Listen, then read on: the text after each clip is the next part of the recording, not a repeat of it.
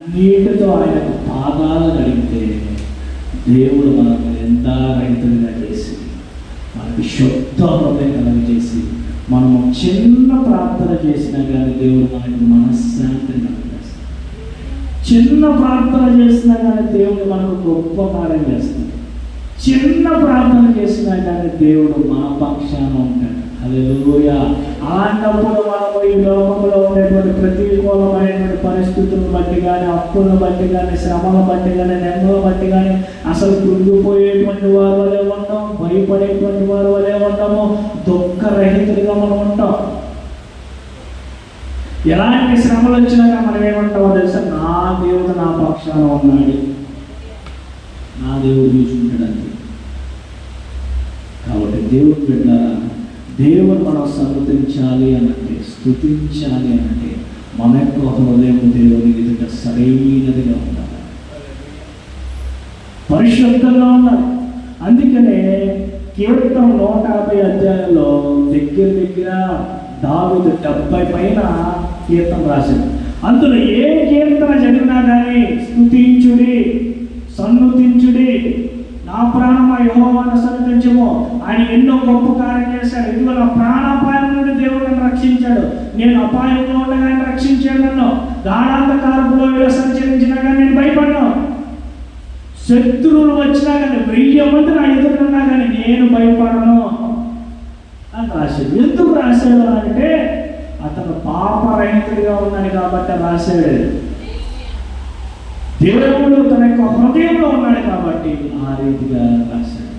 కాబట్టి దేవుడు బిడ్డలారా, ఇందాక ఒక క్వశ్చన్ అడిగా, మనము దేవుడు చేసినటువంటి కార్యాలను బట్టి ఎంతవరకు మనం స్తుతిస్తాం? దేవుడు చేసినటువంటి కార్యాలు ఎన్ని మనకు గుర్తున్నాయంటే మనం వేలల్లో చెప్పాం. మీరైనా నేనైనా కావచ్చు. కాబట్టి దేవుడు బిడ్డలారా, దేవుడు కనుక మన యొక్క హృదయంలో ఉంటే మన హృదయం అంతా స్తుతితో నింపబడి ఉంటుంది. దేవుడు యొక్క సన్నిధికి వచ్చి ఒక్కసారి ఎలాగ ప్రార్థన చేస్తే కన్నీరు దాగైపోతుంది.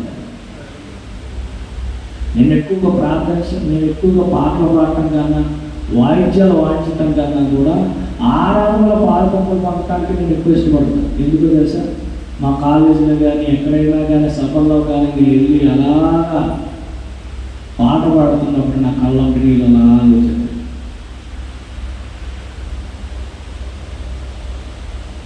ఎందుకంటే అయ్యా ఎంత హెచ్చులో కాదు, హెచ్చు అనగానే గొప్ప అనే కాదు, అసలు దేవుడి సన్నిధిని నిలిచి ఉండడమే గొప్ప బాధ్యత, ఆయన స్తుతించడమే గొప్ప బాధ్యత, ఆయన చేసిన కార్యం గురించి వివరించడమే గొప్ప బాధ్యత, ఆయన యొక్క పరిచయం చేయడమే గొప్ప బాధ్యత. చాలామంది అనుకుంటారు ఈ పాస్టర్ ఉద్యోగం కానీ లేకపోతే ఇక్కడ ఉన్నటువంటి పనులు చేయడం కానీ చీప్ అనుకుంటారు. ఈ లోకంలో అత్యంత హెచ్చైనటువంటి పని ఏదో తెలుసా? ఆయన యొక్క పనే. అది చివరిలో ఒక మాట చెప్పి ముగిస్తాం. ఒక గొప్ప దైవజనుడు, అతనికి యుఎస్ ప్రెసిడెంట్ అయ్యేటువంటి అవకాశం వచ్చింది. ఆయన వాక్యం బోధిస్తే చాలా వేల కొద్ది లక్షల మంది, అనేక మంది మారు మనసు పొందుతున్నారు, రక్షణ పొందుతున్నారు, బాప్తీసం తీసుకుంటున్నారు. యేసు ప్రభువు నిజమైన రక్షకుడు అని అంగీకరిస్తా ఉంటే ఆ యుఎస్లో ఉన్నటువంటి వాళ్ళందరూ అడిగారు, అయ్యా నీలాంటి నీతిమంతుడు, యథార్థవంతుడు, భక్తిపరుడు ఎవరు లేరు, న్యాయవంతుడు ఎవరు లేరు, నువ్వు యుఎస్ ప్రెసిడెంట్ అవ్వచ్చు. యుఎస్ అంటే అమెరికా, ప్రపంచంలోనే అత్యంత ధనిక దేశంలో ఈ America one of the number 1. White house అని ఉంటుంది, అందులోకి వెళ్ళాలని చెప్పి ప్రతి ఒక్కరికి ఆశ ఉంది. ఇప్పుడు ఎవరైనా అడిగారు అనుకోండి, నీ ఆశ ధ్యేయం ఏంటంటే, నువ్వు ఏ కంట్రీకి వెళ్ళాలంటే చాలామంది ఏమని చెప్తారు?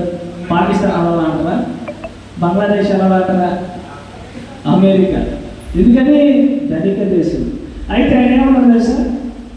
ఆఫ్టర్ ఆల్ నేనేంటి యుఎస్ ప్రెసిడెంట్, ఈ లోకాన్ని సృజించిన సృష్టికర్త గురించి నేను అంబాసిడర్ని.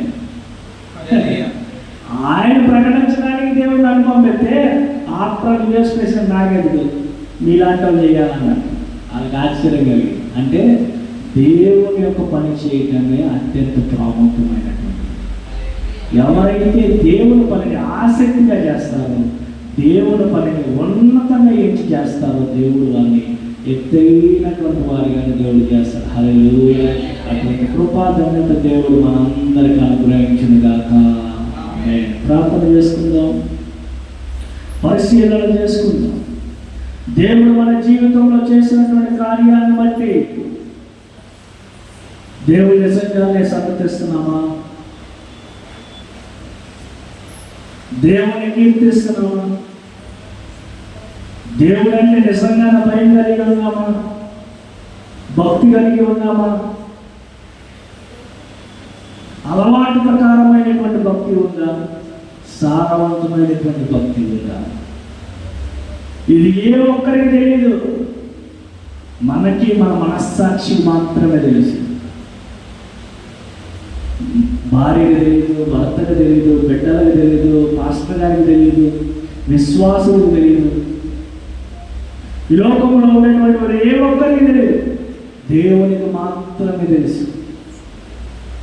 దేవుని యొక్క గ్రంథంలో లిఖింపబడి ఉంది. మనుష్యులైతే పై రూపాన్ని చూస్తారు, కానీ నేనైతే అంతరంగానే చూసేటువంటి దేవుడను. మన అంతరంగం ఆయన ఎదుట ఎలా ఉంది? మనము మన అంతరంగం గురించి చెప్పడం కాదు, దేవుడే దావీదు యొక్క అంతరంగాన్ని గురించి చెప్తా ఉన్నాడు. ఇతడు నా హృదయానుసారుడు, నేను ఏదైతే కోరుకుంటానో, నేను దేన్నైతే ఇష్టపడతానో, దేనిదైతే నా యొక్క జీవితంలో హెచ్చుగా చెప్పనుకుంటానో, దావీదు అది కలిగి ఉన్నాడు.